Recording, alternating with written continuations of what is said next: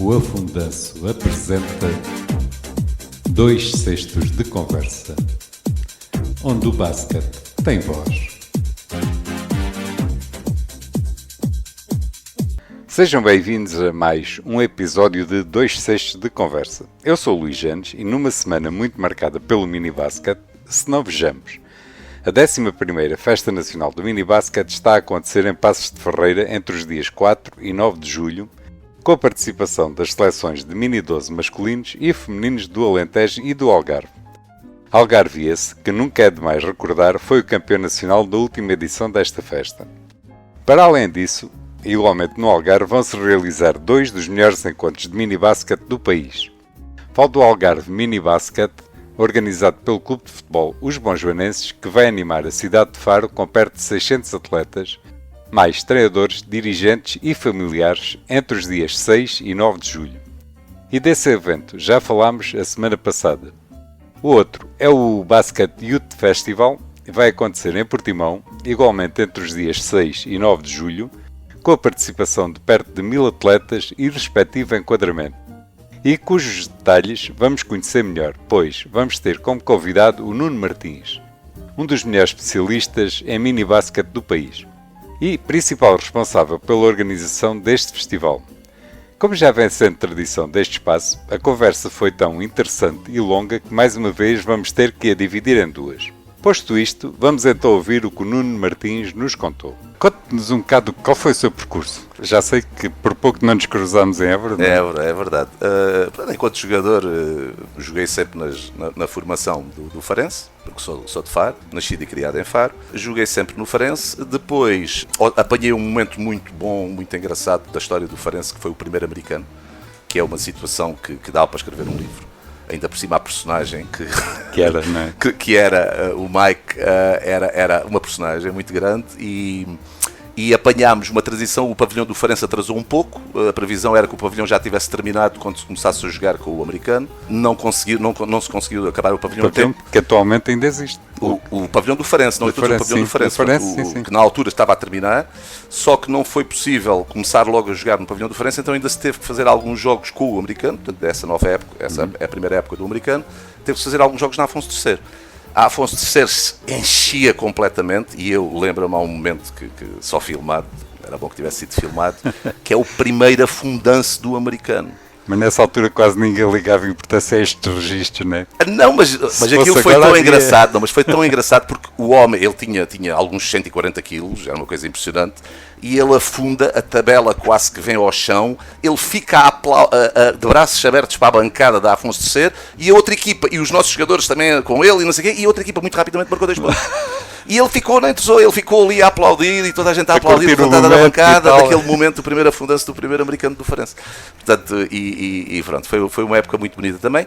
Depois entrei na Universidade de Évora, aí também tive a tal experiência que lhe estava a contar, muito engraçada, em que joguei no Lusitano e apanhei a transição do Lusitano para a Juventude, que foi muito engraçado porque a nível de instalações, de pavilhão, de condições de treino, até eram bem melhores do que aquelas que tínhamos. O Lusitano não tinha pavilhão, jogava-se na André de Rezende.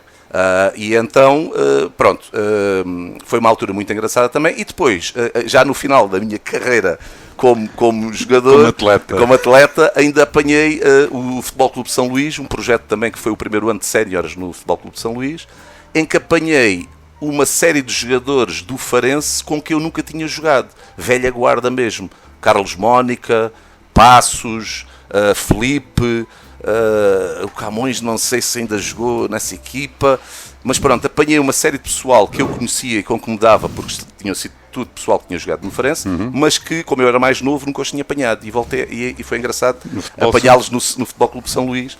Foi muito engraçado. Pronto. Mas isso durou pouco, essa experiência? 2 anos. Foi um projeto de 2 anos. Foi um projeto em que houve um senhor, o antigo dono das lamadarias Lavex, que era o grande patrocinador de São Luís, o senhor Pomba, não me lembro agora o nome, mas era um senhor que ajudava muito o São Luís, e ele é que fazia questão de haver uma equipa de séniores de basquetebol. Gostava de basquete. Gostava e fazia questão e patrocinou esses 2 anos. Mas era só os séniores? Só os séniores, não havia, mais nada. não havia. Na altura tinha havido, depois deixou de haver, depois anos mais altos, anos mais tarde voltou a haver. Mas penso que fomos mesmo o primeiro projeto de basquetebol no clube, no São Luís, foi esse projeto de 2 anos de séniores. Foi. Pronto, e terminou, e em termos de atleta foi isso. Depois estive afastado por motivos profissionais também, estive afastado do basquete durante um período muito grande, de alguns 15 a 20 anos quase, em que estive mesmo muito afastado. O bichinho estava afastado a dormir, mas estava lá. Sim, não, mas estava lá.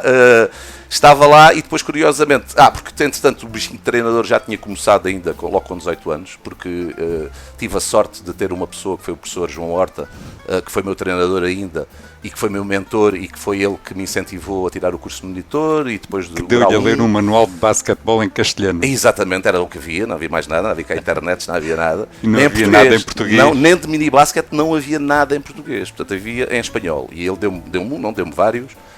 Eram várias fotocópias que ele tirava lá no serviço e depois me dava, e pronto, e lembra-me, e em termos de incentivo, depois ele também participava muito nos jamboris que já havia na altura, mini-basket, e eu cheguei a ser treinador adjunto dele num jambori em Setúbal, e pronto, foi uma experiência muito boa que tinha tido e que tinha gostado.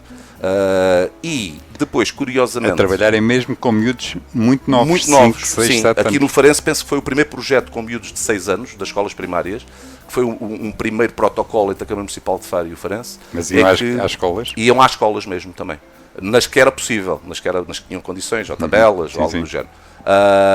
Mas sei que foi o primeiro grande trabalho, daí essa necessidade até de perceber o que é que se ia trabalhar com crianças, e lembro-me que até era um professor Horta, pronto, coordenava isso tudo, e ele definia também isso tudo, mas que era uma preocupação, porque nunca se tinha trabalhado com crianças tão cedo. Não sabiam bem o que é que poderia surgir dali. No Farense entrava-se com 11, 12 anos. Portanto, era... Sim, basicamente nessa altura era ponta sempre, que não havia... Sim. Não se trabalhava mais cedo. E muito menos especificamente. Portanto, até podia haver miúdos mais novos que entravam, mas iam com os mais velhos e desenrascavam-se. Estavam ali metidos no molho. Exato. Portanto, e essa foi uma bela experiência. Pronto, e isso foi o bichinho que ficou. Depois, curiosamente, anos mais tarde, numa situação pessoal do colégio dos meus filhos, onde me convidaram para ser treinador, fazer uma brincadeira de um torneio de futebol, e eu respondi à diretora que futebol não percebia nada. Agora, por acaso, até era treinador de basquetebol e até gostava muito de trabalhar com crianças e podia fazer uma brincadeira dessas. Mas em termos de basquete não estava ligado a nada? Não, absolutamente nada, completamente afastado. E essa experiência, fiz um torneizinho entre as crianças, é engraçado.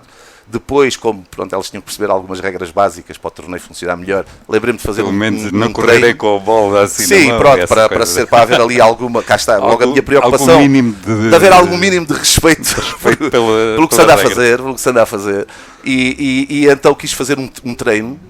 Nesse treino, quando dou por mim, eram 10, 20, 30, 40, 50, porque aquilo era um campo no meio da escola, portanto, e os miúdos iam aparecendo das salas, e eu, quando dei por mim... E o Nuno sozinho. E eu sozinho, portanto, e com poucas bolas, com 2 ou 3 bolas, e uma tabela de basquete de plástico. Mas pronto, dei o treino, aquilo correu muito bem, os pais chegaram, porque era a altura de virem buscar os miúdos, e viram. E no outro dia tinha a diretora da escola, uma série de pais a telefonar, a dizer que vai começar basquete, porque já havia outras atividades na escola, karaté, outras coisas, dança, etc. E os pais estavam preocupados em saber quando é que ia começar o basquete na escola. Ora, a diretora diz uma coisa destas, eu, como cá está, foi um incentivo de um dos meus filhos, o mais velho, estar na idade de também estar lá nessa idade de estar lá metido, e eu disse, vamos fazer uma experiência. Só que a experiência, pronto, essa experiência, passado poucos meses, tinha 80 miúdos, e depois chegámos aos 120, quando a escola tinha se calhar uns 160 ou 170 com berçário.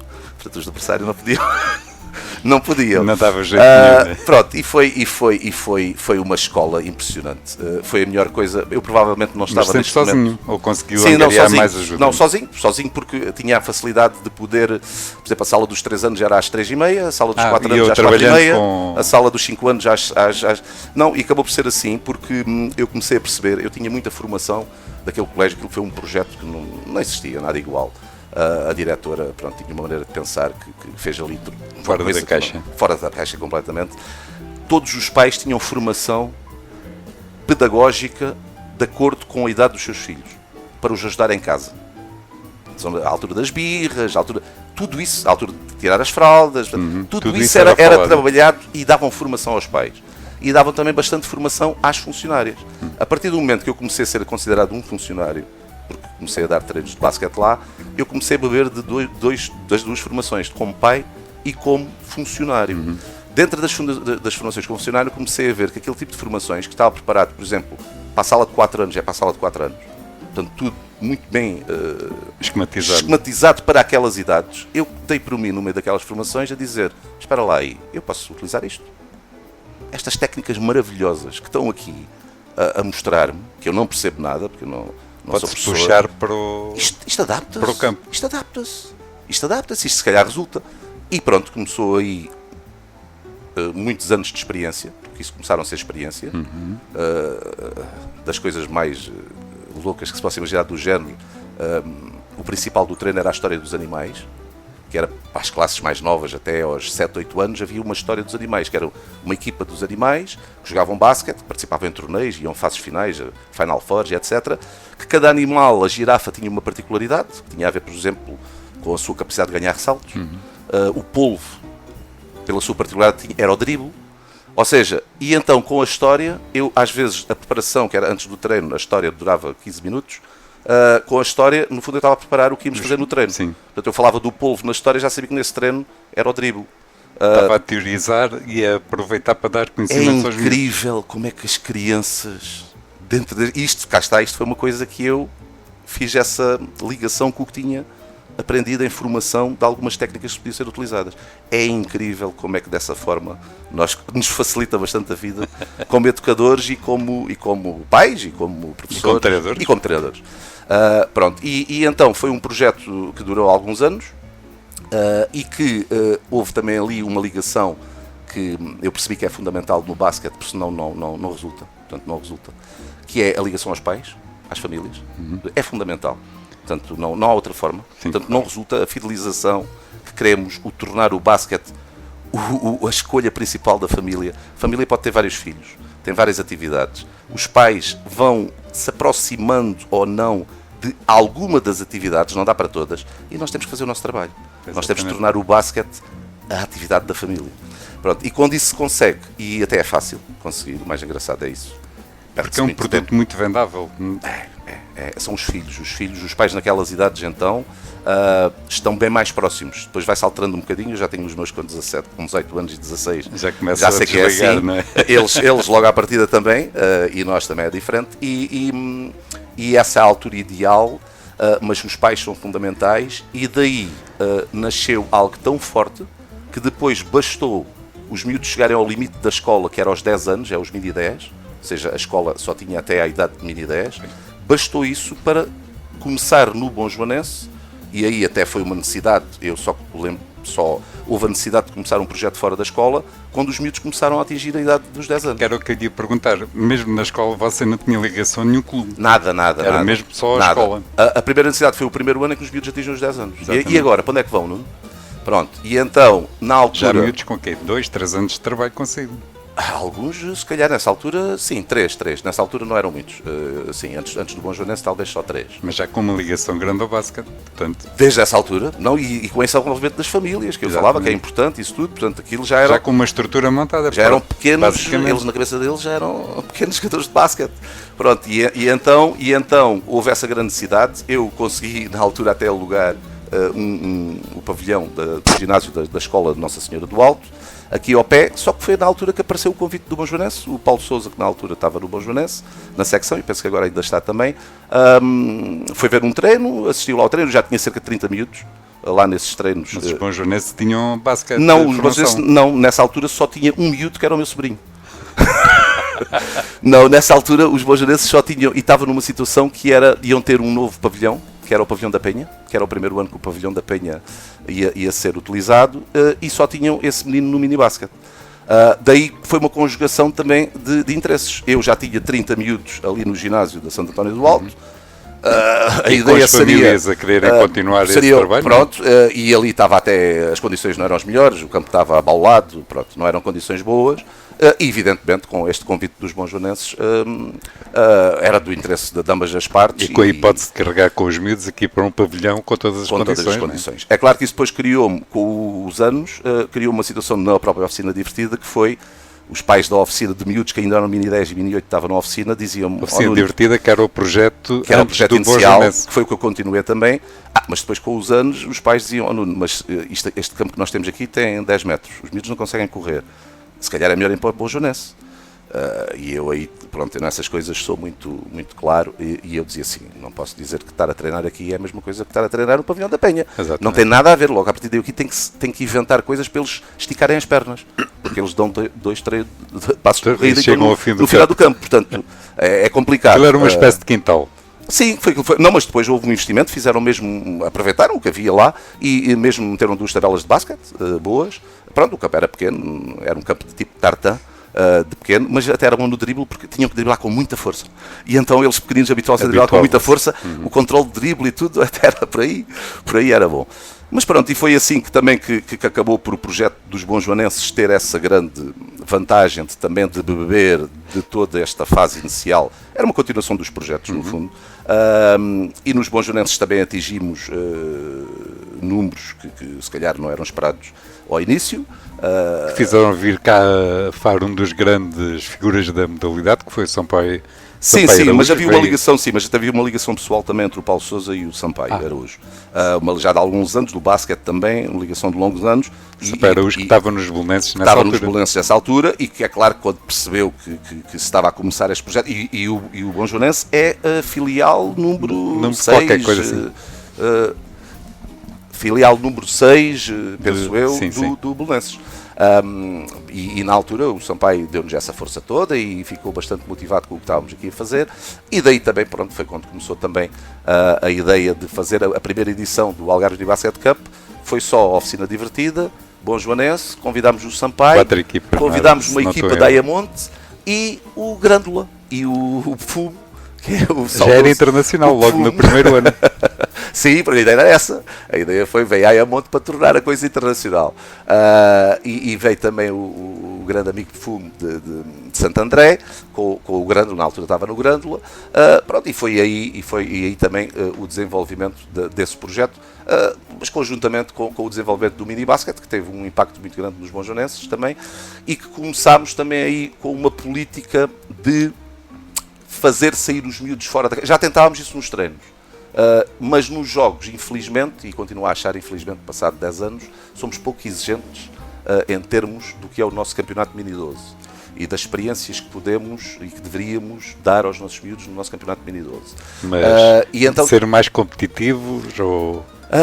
eu, relativamente portanto, à situação, eu acho que não tem sentido nenhum, por exemplo, não se conhecer resultados, não se conhecer classificação, não se conhecer nada, quando isso havia, os pais já estavam habituados, cá está o envolvimento dos pais, estavam habituados a ir ao site da Federação, viam os calendários, viam as coisas, acompanhavam as coisas, e no fundo isto é dar um ar mais sério a uma coisa que foi a nossa grande vantagem do Algarve perante as outras regiões, que foi termos um campeonato de Mini 12, eles não tinham convívios. Eles perceberam que nós estávamos a tomar uma grande vantagem devido a isso, ponto, e então começaram agora a fazer o mesmo. Inclusive, por exemplo, Santarém, que começou agora com o Campeonato de Mini 12, e logo o campeão regional de Mini 12. Logo, nós estamos a ser ultrapassados. Portanto, eu já levo a dizer isto há alguns anos na reunião da associação, que é, além deveríamos trabalhar para ter um campeonato de Mini 12 mais exigente, agora... dentro de uma lógica de... Eu estou a pensar naqueles meninos que já têm 6 anos de mini-basquete.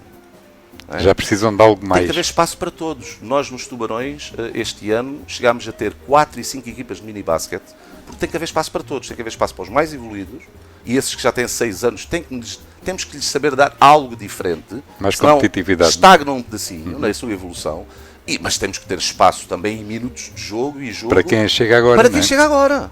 Portanto, agora temos é que estar preparados para dar isso tudo. E não tem que temos haver pessoas nem suficientes, para conseguir isso tudo. Claro. Pronto, e então eu, nessa altura do Bonjounense, percebi que era importante darmos experiências internacionais e fora do Algarve aos miúdos. E então começámos logo, torneios internacionais, nós procurávamos o que havia para ir a tudo o que havia. E aqui em Portugal também. Portanto, os principais torneios de mini-basquete que havia de Portugal, nós íamos a todos, marcávamos sempre a nossa presença. Isso é um crescimento muito grande pessoal, e é o que eu costumo dizer, equivale a um fim de semana de jogos intensivos num torneio desses, equivale a 2-3 meses de treino.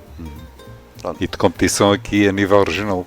Sim, porque, por exemplo, eu não compreendo, há quem consiga avaliar se uma criança conseguiu já ter algumas aptidões num treino. Eu não consigo. Eu num treino não consigo. Eu só consigo avaliar num jogo. E com oposição. Sim. E até, junto mais uma palavra, com oposição adequada. Cá está, os torneios internacionais. Portanto, se os miúdos, por exemplo, já têm uns anos de basquete em que faz com que apresentem um certo nível, também não ganham nada em estar a ganhar jogos por 60 pontos, ou 70 ou 80. Então precisam de irmos para um nível mais acima. E nós temos a vantagem aqui mesmo ao lado de ter uma das grandes potências do basquete mundial. Está aqui, está em Sevilha, está em Málaga. É que não é preciso ir muito longe. Não. Nós temos aqui ao lado. A Sevilha tem uma equipa da liga principal. Sim, evidentemente.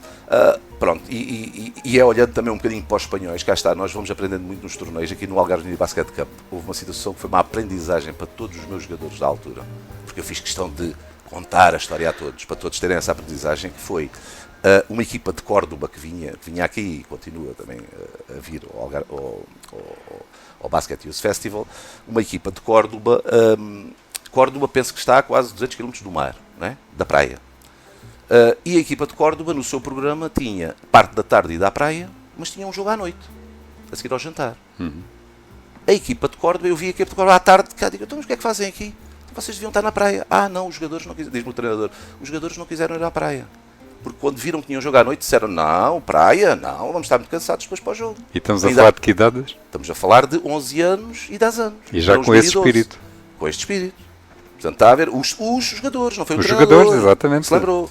Os jogadores chamaram a atenção do treinador. Então, mas vamos cansar-nos na praia. E eles já não somos competitivos à noite. Não somos competitivos. Portanto, eu contei isto aos meus jogadores todos. Né? Contei para eles perceberem, para irem percebendo com estas experiências, é estas coisas que nós temos que ir também percebendo. Há tempo para tudo. Por exemplo, os nossos então, quer dizer, a praia ainda tem um significado diferente do que tem para os que estão a 200 km. Exatamente. Os nossos estão aqui ao lado. Mas pronto. E são tudo experiências muito, muito grandes que temos. E nos monjoanenses tivemos essa prática e conseguimos essas experiências. Pronto, depois fechou-se o ciclo no Bonjoanense, abriu-se um ciclo nos Tubarões, que foi algo que foi também um desafio, porque havia a intenção de conseguir dar uma força a algo que eu próprio, vendo de fora, não percebia porque é que não tinha mais, porque... Pronto, aquela região, a quantidade de pessoas que tem, de crianças... Os Tubarões, o clube com uma história já bem longa no basquete, não é? As pessoas que andam ali à volta. Eu, há 2 anos, tive 16 nacionalidades diferentes no mini-basquete. 16 nacionalidades diferentes. Isso é rico. Isso é muito rico. Isso é rico em vários aspectos. Até no basquete. Porque, por exemplo, esses miúdos que chegam, muitos deles chegam e já jogaram até noutros países. Tive vários casos. Já jogaram.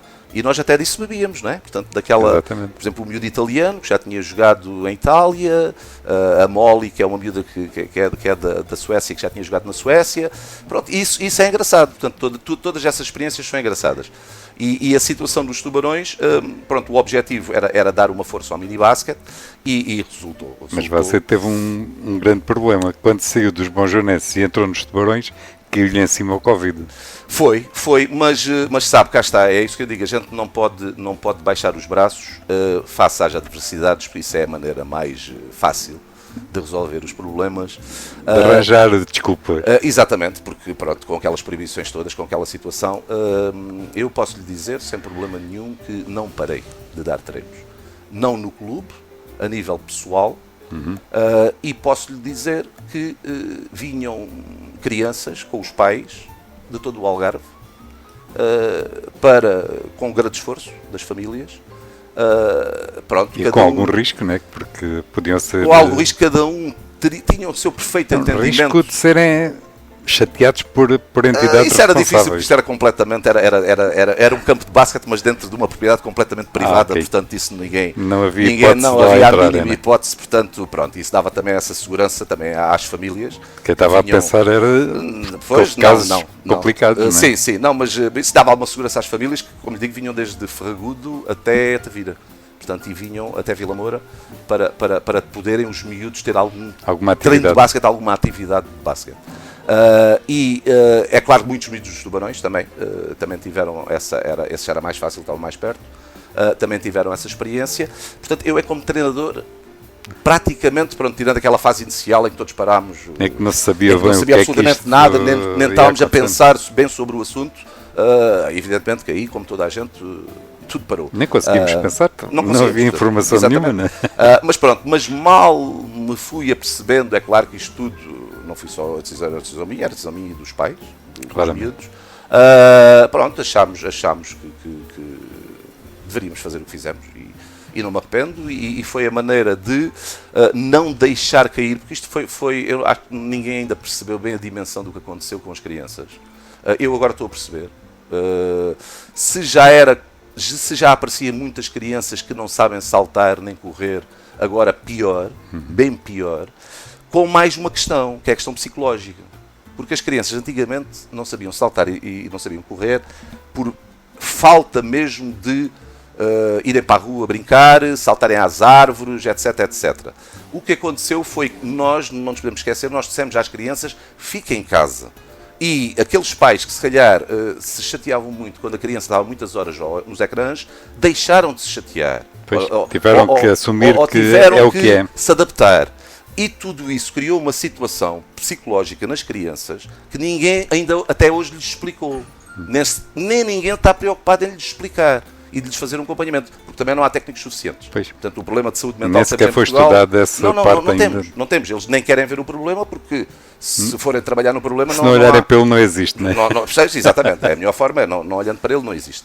Pronto, e isso aconteceu, estamos a pagar, eu disse na altura que, pronto, eu fui um bocadinho, quem me conhece sabe que eu digo o que penso, e na altura disse o que pensava, e fiz logo uma previsão, que é, preparem-se, nos próximos anos de basquetebol, não é só mini-basquete, de basquetebol, embora seja, se calhar nota-se menos nos escalões mais elevados, mas monta-se mais nos escalões inferiores, vamos cair. No geral, vamos cair. E depois pode-se dizer, bom, ok, mas cai aqui, cai em Espanha, não. Aí é que está. Os espanhóis, até de máscara, que eu, pronto, para mim acho que devia ser um crime, quem decidiu isso, mas os espanhóis até de máscara jogavam, as crianças. Faziam jogos de máscara. Mas não deixaram de jogar. Pois. Portanto, faziam de máscara. Portanto, não foram tão penalizados. Nós fomos mesmo dos países... Nós fomos dos mais exigentes. Pronto, dos mais exigentes, e agora pagamos várias faturas. Quer dizer, o nosso atraso já era grande. Sim. Agora, ainda está pior. Sim. Só tenho uma esperança, que também acho que há essa possibilidade. Alguns pais já perceberam isso. Portanto, e mais aqueles que se calhar estão mais atentos, que acompanham mais o dia-a-dia dos filhos, já perceberam isso e estão muito preocupados. E então está a voltar uma necessidade nos pais, que é os meus filhos têm que praticar desporto, têm que praticar atividade física. Sim.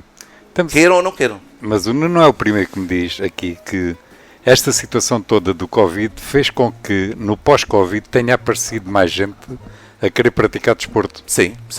Mais gente, falo de miúdos, Sim, é natural. das novas gerações. É natural, mas cá está, olha, voltando, já tinha dito ainda agora, nós temos que fazer também o nosso trabalho. O nosso trabalho não é só, pronto, ou melhor, não deveria ser só dar treinos de basquete ou um coordenador de coordenar as atividades. Temos que pensar naquilo que é mais importante.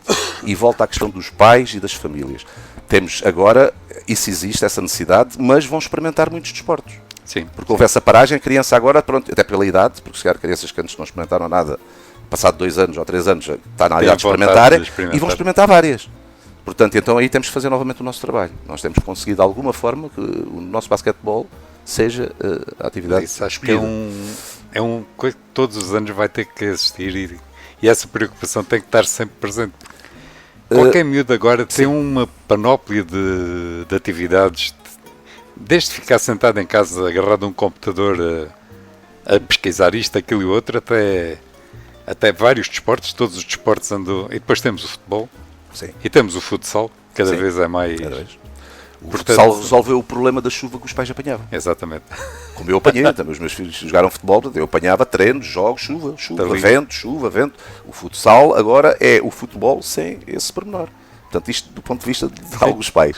E então é por isso que também tem o sucesso que tem. Aliás, já houve um presidente de um clube do Alentejo que disse que um dos grandes problemas para o clube dele não ter tantas miúdas, estávamos a falar especificamente da parte feminina, era do futebol. O futsal feminino estava a agarrar as poucas miúdas que havia disponíveis para o desporto, preferiram ir para o futsal porque é uma modalidade mais apelativa. Pois.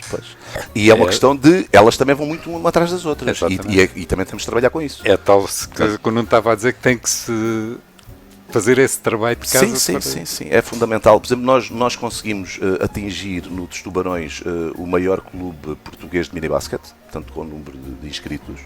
Tirando a Madeira, porque a Madeira é um caso específico, tem umas particularidades que eu não as considero dentro desta equação, mas pronto, a nível nacional fomos o maior, chegámos às 185, salvo erro, inscrições de minibasket, mas porquê?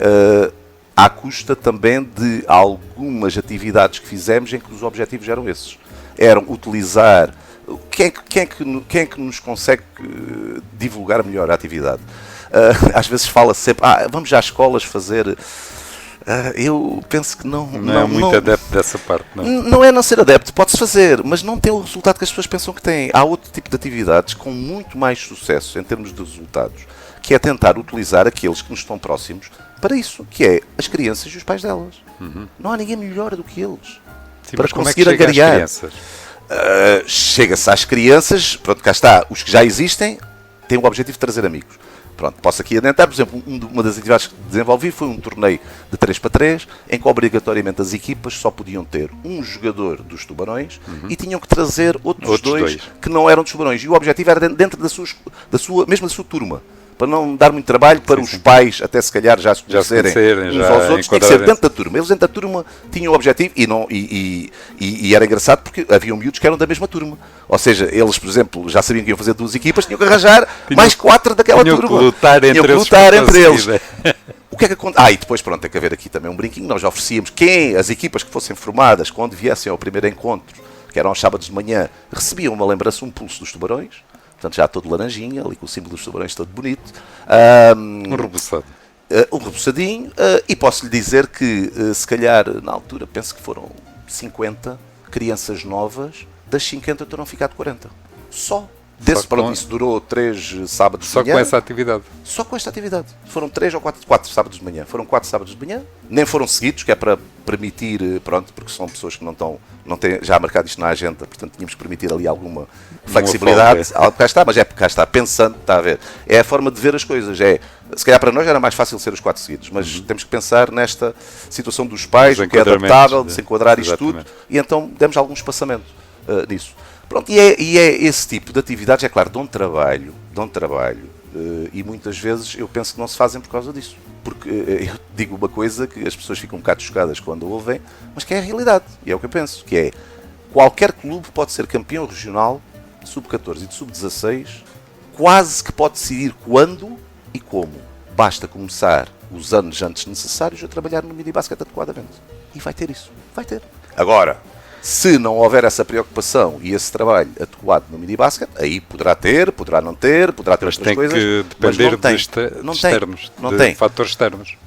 E depois se calhar tem que depender de ir buscar miúdos de outros clubes, coisas assim, mas é que isso não há necessidade. O Imortal trabalha muito nesse... Trabalhava, penso que já não é tanto, porque à medida também que não vai havendo uma diferença muito grande entre as equipas, começa a não fazer muito sentido, não é? E é isso que eu defendo. Por exemplo, eu nunca me tenho medo de nada dessas coisas e acho muito bem, acho que se as pessoas decidem é porque acham que decidem para o melhor. E então o que é que nós temos que fazer? Quem acha que fica prejudicado, que é uma estupidez no meu ponto de vista, não devemos fechar portas, devemos incentivar, porque se correr mal, temos as portas abertas. Sabe o que é que acontece na realidade? Muitas dessas questões que me falou, de incentivos de irem para outros clubes, os miúdos estiveram lá um ano e a seguir desistiram do basquete. Miúdos que eram das seleções regionais. Eu podia lhe indicar, não vou porque tínhamos que falar em miúdos, eu não gosto. Mas há 3 ou 4 situações nos últimos anos no Algarve assim. miúdos da seleção do Algarve de sub-14 e de sub-16 que mudaram de clube e Foi depois da forma como a coisa aconteceu, até têm alguma vergonha em voltar atrás e então qual é a solução? Desistem. Muito dos casos porque se calhar nos clubes onde estavam eram jogadores preponderantes, muito utilizados, e depois vão para outro clube e é muito difícil conseguir encontrar o seu espaço. Até pode ser. Pode ser, sim. Em alguns casos pode ter sido assim. Pode ser a adaptação, pode ser as famílias perceberem que as deslocações estão a afetar, porque afetam sempre, não vale a pena criarmos ilusões. Temos é que estar preparados para elas e gerir isso. Mas afetam sempre, portanto, pode ser N situações. É por isso que eu digo, muitas vezes os clubes onde esses miúdos saem agem mal, ficam ofendidos. É o Caio, o Carme e a Trindade, mas porquê? Em vez de procurar que o miúdo saia bem para poder tem que ficar. É porque eu tenho uma maneira muito diferente de ver as coisas de muitas pessoas, porque temos que ficar contentes, porque o nosso trabalho, através de alguns miúdos, foi valorizado, e é por isso que o querem, mas não podemos fechar portas e temos que pensar que se não correr aquilo que aquela família, que aquele miúdo idealizou, e é por isso que mudaram, sim. Nós temos que ser. Claro, só temos a ganhar com isso. Sim. Portanto, por acaso não tinha pensado nesse ponto de vista, mas é perfeitamente lógico. E se tivermos este espírito, faz com que não tenhamos receio nenhum dessas situações. E pode-se evitar a perca de alguns jogadores valiosos. Comigo nunca aconteceu. Comigo nunca aconteceu, ninguém sentiu essa necessidade. Porquê? Porque agora cá está a dar trabalho, temos de trabalhar bem, para as pessoas dizerem não, para que é que eu vou mudar? Mudar, as pessoas só mudam, acham que estão melhores. Não é? E depois, porque temos que ter consciência de uma coisa, no nosso basquete, ninguém enriquece com isto. Acredito que haja, a nível do futebol, muitos pais que tenham os miúdos a jogar futebol numa perspectiva de carreira, de enriquecerem.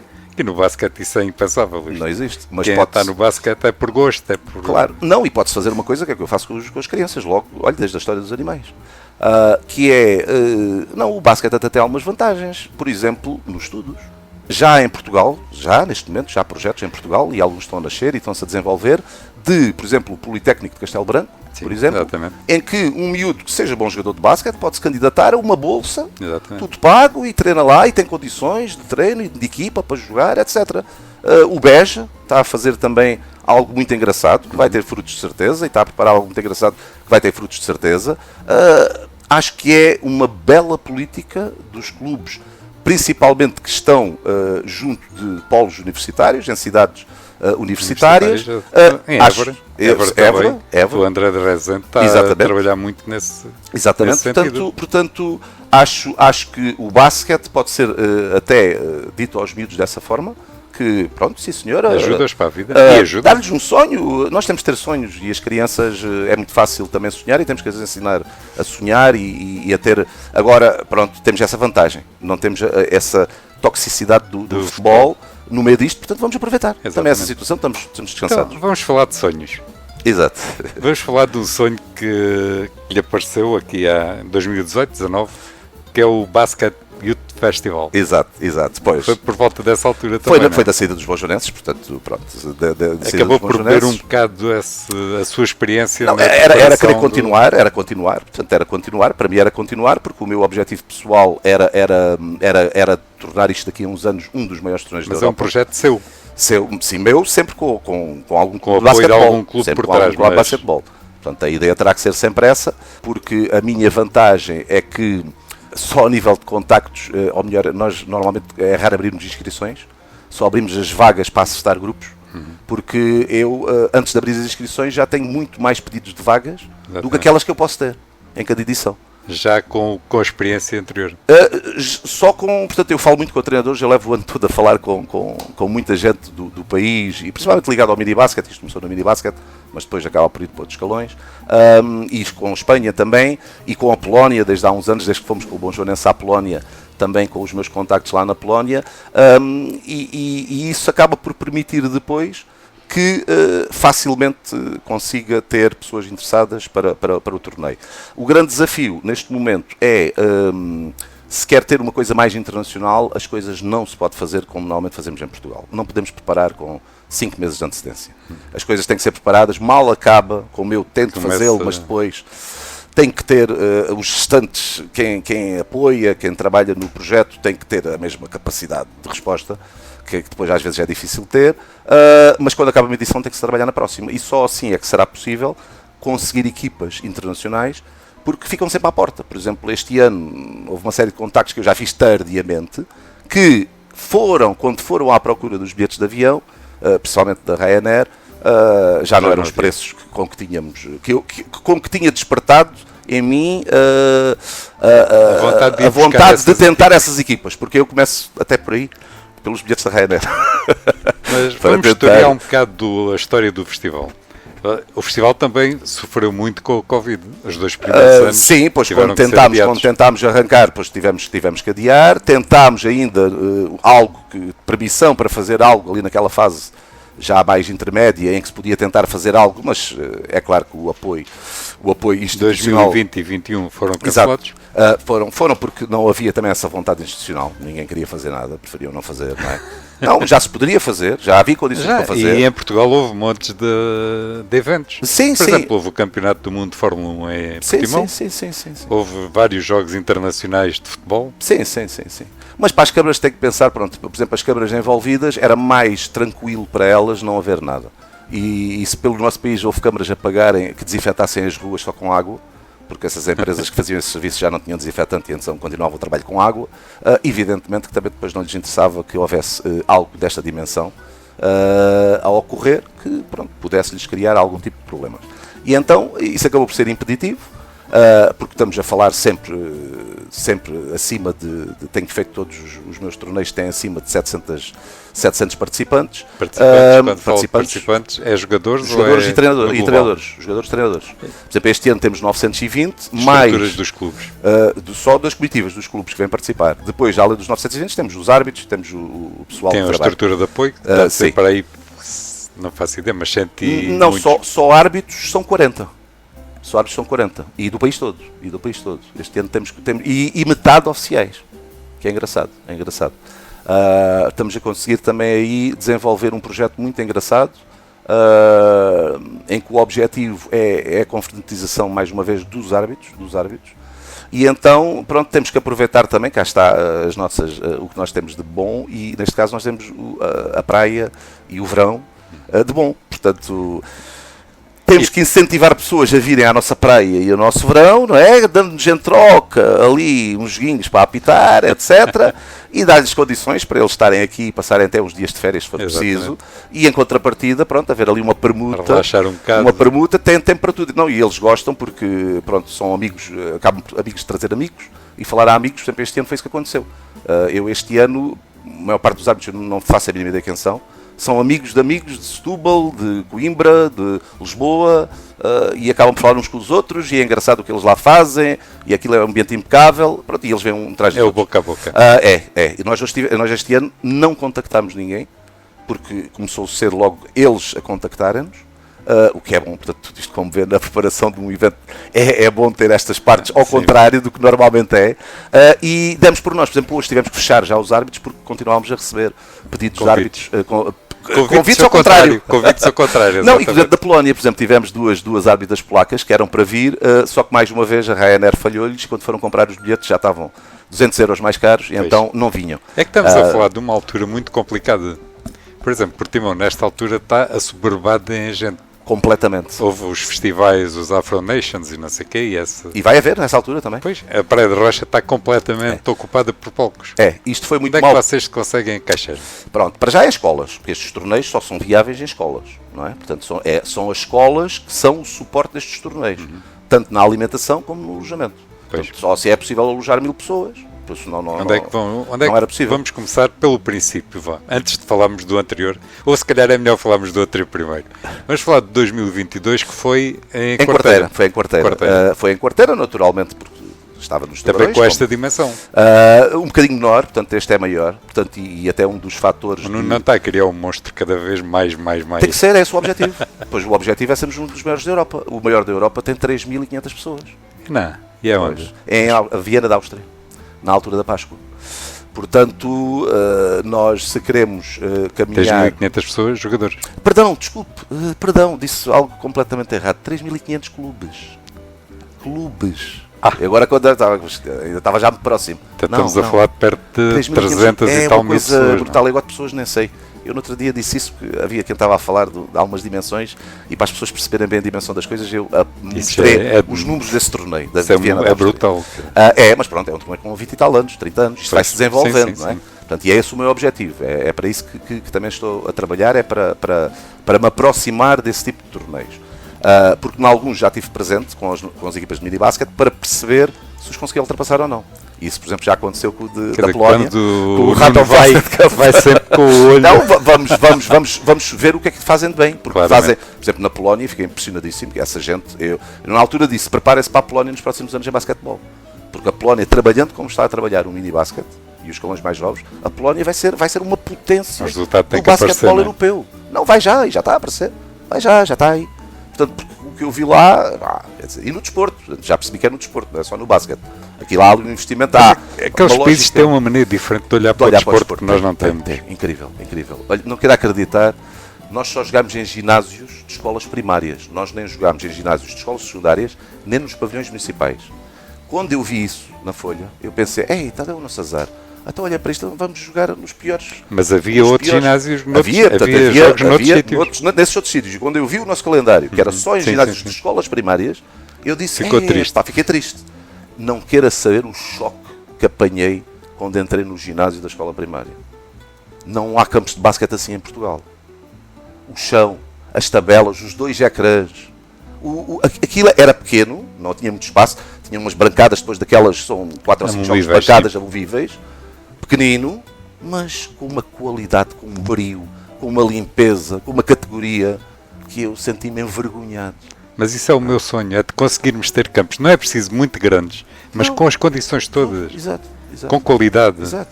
Que não há. Brio. As pessoas, eu acho, por exemplo, o que eu vi naquelas escolas primárias, que tinham aquele aspecto antigo de fora como as nossas, mas eu entrava lá para dentro, há aqui qualquer coisa que nos falha.